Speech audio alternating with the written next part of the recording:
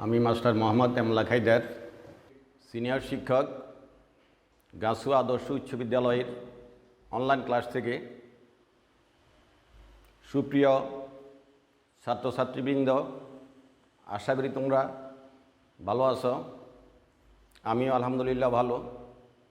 আমি আজকে নবম ও দশম শ্রেণীর হিসাব বিজ্ঞান বইয়ের দ্বিতীয় অধ্যায় লেনদেন সম্পর্কে তোমাদের সংক্ষিপ্ত আলোচনা করব।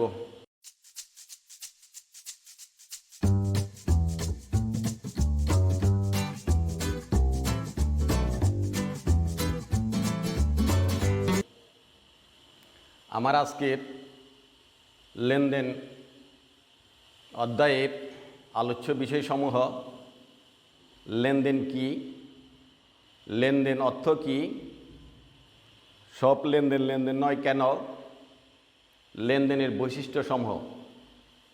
আমরা ধাপে ধাপে আমাদের আজকের আলোচ্য বিষয়সমূহ আলোচনা করতে যাচ্ছি। প্রথম, লেনদেন কি? লেনদেন এমন একটি ঘটনা যে ঘটনায় লেনদেনের সাথে সংশ্লিষ্ট উভয় পক্ষ আর্থিক অবস্থার পরিবর্তন হয়। যেমন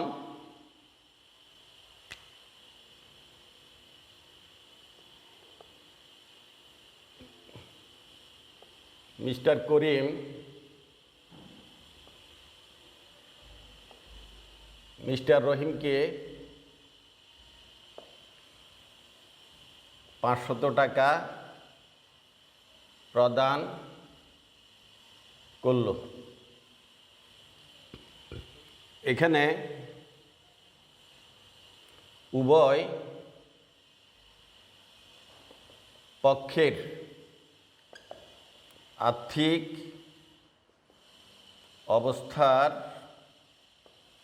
পরিবর্তন হয়েছে, কাজে এটি একটি লেনদেন। আসলে তোমরা লেনদেন সম্পর্কে বুঝতে পেরেছ। আমার আজকের আলোচ্য বিষয়ের দ্বিতীয় পয়েন্ট, লেনদেন। এই শব্দের মূলত দুটি অংশ। প্রথম অংশ লেন, দ্বিতীয় অংশ দেন। লেন শব্দের অর্থ প্রদান, আর দেন শব্দের অর্থ গ্রহণ। কাজেই লেনদেন শব্দের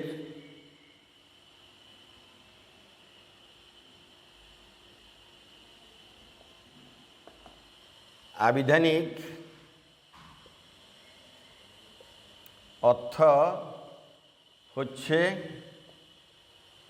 গ্রহণ ও প্রদান।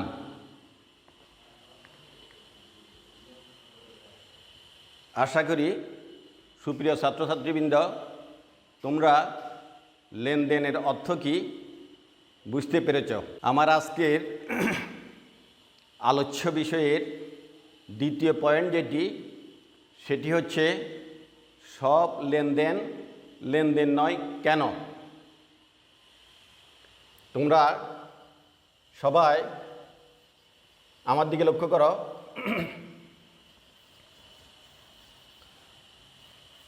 ব্যবসায়িক জগতে প্রতিদিন বিভিন্ন রকমের ঘটনা সংঘটিত হয়ে থাকে। তাই বলে সব ঘটনা লেনদেন নয়। যেমন আমি একটি উদাহরণ দিয়ে তোমাদেরকে বোঝাচ্ছি। মিস্টার জলিল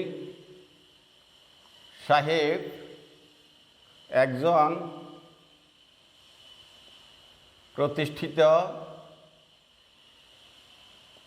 ব্যবসায়ী, তিনি একজন দক্ষ ব্যবস্থাপক নিয়োগ দেন। হঠাৎ ওনার ব্যবস্থাপক মৃত্যু বরণ করেন।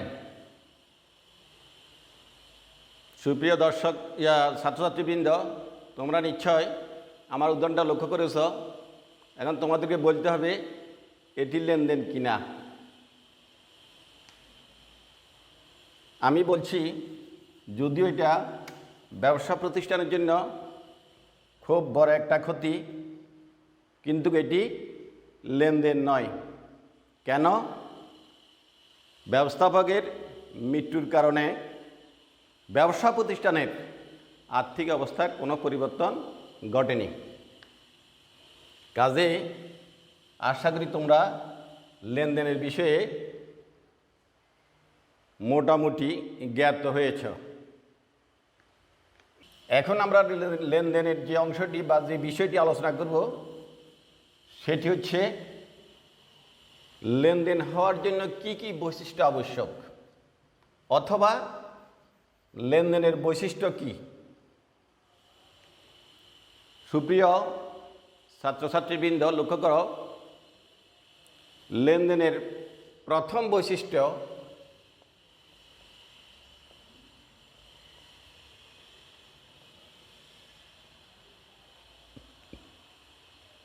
লেনদেন সংগঠিত হওয়ার জন্য দুইটি পক্ষ আবশ্যক।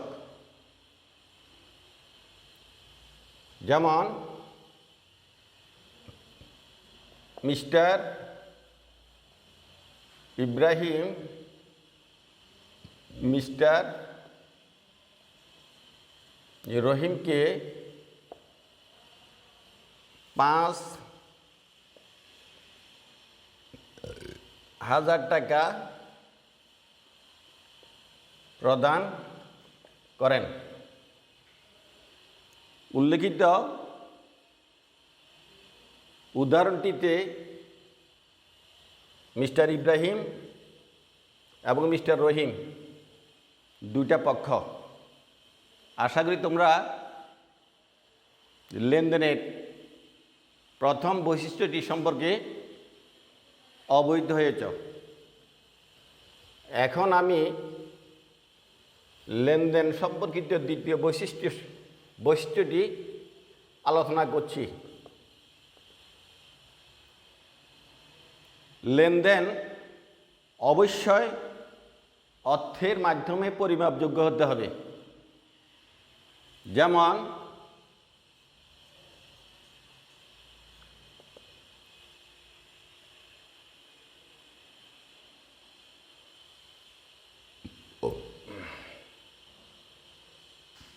জসিম সাহেব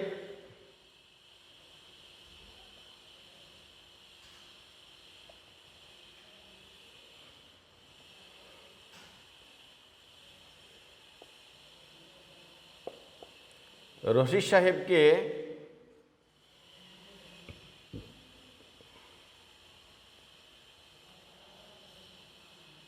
থেকে 50,000 টাকার পণ্য ক্রয় করেন।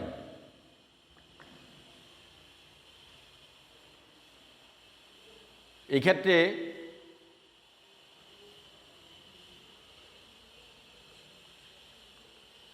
রশিদ সাহেবের আর্থিক অবস্থার পরিবর্তন ঘটেছে।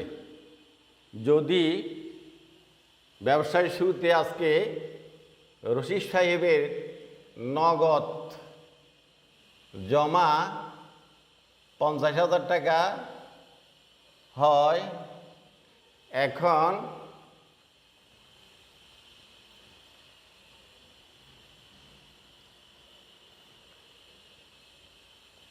ওনার নগদ জমা হবে 50,000 যোগ 50,000 ইকুয়াল টু 1 লক্ষ। কাজেই আমরা দেখতে পাচ্ছি প্রথমে ওনার আর্থিক অবস্থা যা ছিল এখন তার দ্বিগুণ, অর্থাৎ তার আর্থিক অবস্থার পরিবর্তন ঘটেছে। কাজেই এটি লেনদেনের বৈশিষ্ট্যের তৃতীয় বিষয়। এরপর আমরা বলতে পারি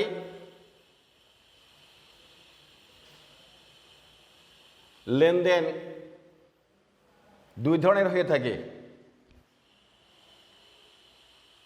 নাম্বার 1 দৃশ্যমান, নাম্বার 2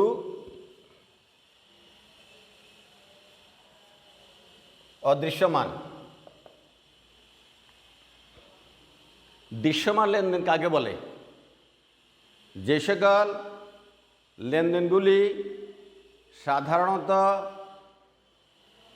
বাস্তব অর্থাৎ দেখা যায় তাকে দৃশ্যমান লেনদেন বলা হয়। যেমন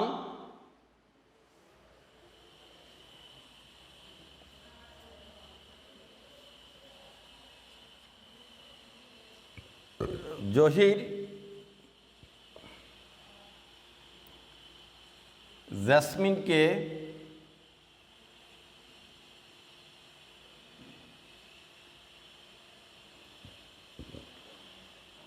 $10,000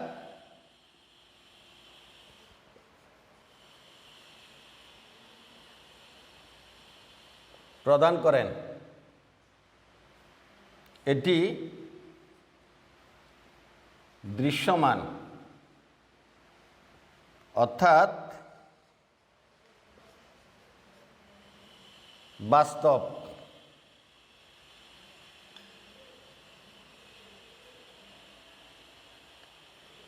লেনদেনের দ্বিতীয় বিষয় যেটা অদৃশ্যমান,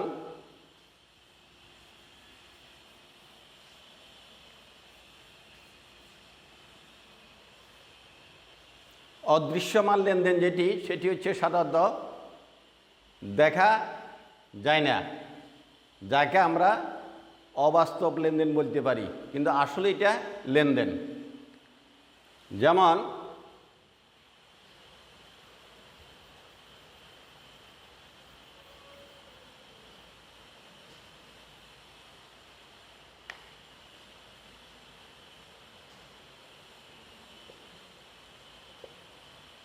করিম সাহেব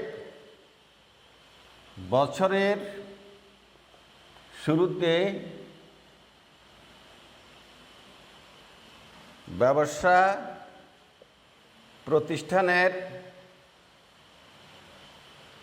জন্য একটি কম্পিউটার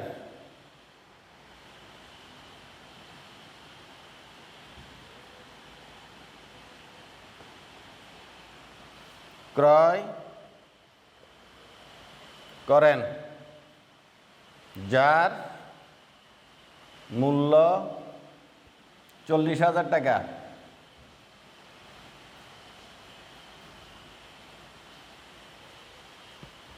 প্রতিটা ব্যবসা প্রতিষ্ঠান তার ব্যবসায়ের লাভ ক্ষতি হিসাব করার জন্য প্রত্যেক বছরের শেষ দিকে ডিসেম্বর মাসের 31 তারিখ ওই ব্যবসা প্রতিষ্ঠানের হিসাব নিকাশ করে থাকে। এখন করিম সাহেব যদি বছরের শেষে যে হিসাবটা করেন সেই ক্ষেত্রে যদি কম্পিউটার বাবদ $40,000 দেখান, তাহলে বুঝতে হবে ওনার চূড়ান্ত হিসাব সেটি সঠিক নয়। কেননা প্রত্যেকটা জিনিসের ব্যবহারিক মূল্য হ্রাস পায়, যেহেতু মিস্টার করিম সাহেব বছরের শুরুতে 40,000 টাকার কম্পিউটার ক্রয় করেন, বছর শেষে সেটি কোনো অবস্থায় আর 40,000 টাকা বিক্রি করা যাবে না। আমরা মনে করি উক্ত কম্পিউটারের ব্যবহারিক মূল্য হ্রাস পাচ্ছে 5%। তাহলে 5% হারে 40,000 টাকার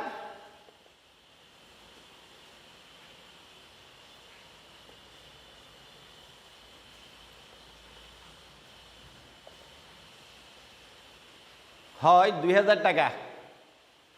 এই 2,000 টাকা ব্যবহারিক মূল্য হ্রাস পায়া বর্তমানে কম্পিউটারটির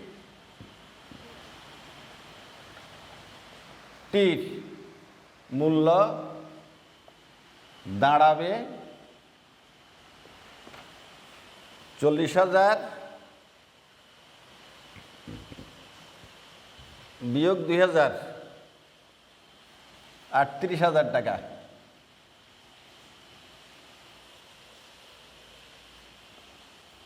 এই যে লেনদেন এটিকে বলা হয় অদৃশ্য মান লেনদেন, যাকে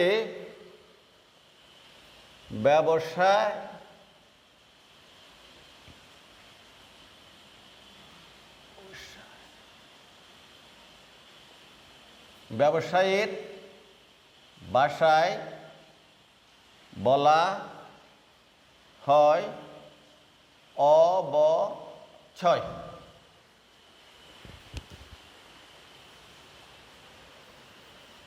আশা করি তোমরা লেনদেনের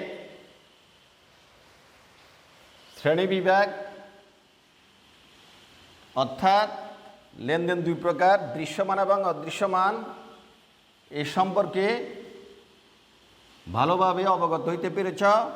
শুধু তাই নয়, এই যে অদৃশ্যমান লেনদেন, এই লেনদেনটিকে ব্যবসায়িক ভাষায় অবচয় বলা হয়। অবচয় কি আমি আরেকটু পরিষ্কার করছি, লক্ষ্য করো। অবচয় হচ্ছে এমন একটি লেনদেন যে লেনদেন সচরাচর চোখে পড়ে না। একটু গভীরভাবে চিন্তা করলে অবচয় সম্পর্কে আমরা বুঝতে পারি। যেমন রহিম সাহেব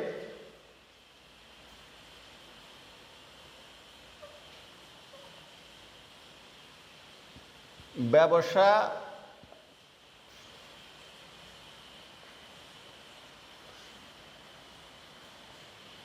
শুরুতে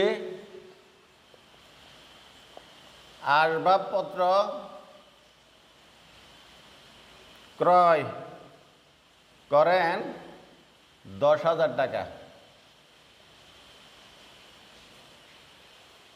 ব্যবসায়িক একটা সিস্টেম আছে, বছর শেষে ব্যবসায়ীর লাভ লোকসান নির্ণয়ের সময় ব্যবসায়ী যে সকল পণ্যগুলা শুরুতে আনা হয়, বছর শেষে তার উপর একটা ব্যবহারিক মূল্য হ্রাস করা হয়। সাধারণত আসবাবপত্রের ক্ষেত্রে 5% ধরা হয়। 5% হিসাবে 10,000 টাকার হয়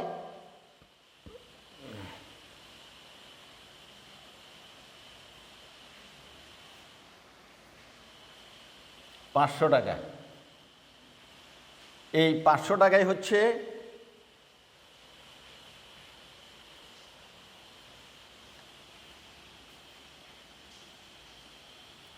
অপচয়।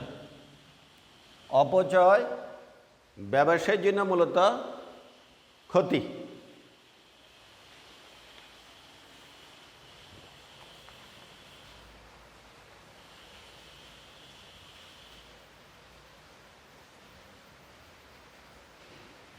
সুপ্রিয় ছাত্রছাত্রীবৃন্দ, আমাদের আজকের আলোচ্য বিষয় লেনদেন। তো লেনদেন সম্পর্কিত আলোচ্য বিষয়ে যে কয়টা পয়েন্ট আমি আজকে উল্লেখ করেছি, লেনদেন কি, লেনদেন অর্থ কি, সব লেনদেন লেনদেন নয় কেন, লেনদেনের বৈশিষ্ট্য, আমি পর্যায়ক্রমে প্রত্যেকটা বিষয় আলোচনা করেছি। আশা করি তোমরা আমার আলোচনা থেকে লেনদেন সম্পর্কে মোটামুটি অবহিত হয়েছ। আগামী ক্লাসে আমরা হিসাব বিজ্ঞানের অত্যন্ত গুরুত্বপূর্ণ একটি বিষয় জাবেদা সম্পর্কে আলোচনা করব। তোমরা বাড়ি থেকে এই চ্যাপ্টারটি একটু ভালো করে দেখে আসবে। ধন্যবাদ সবাইকে।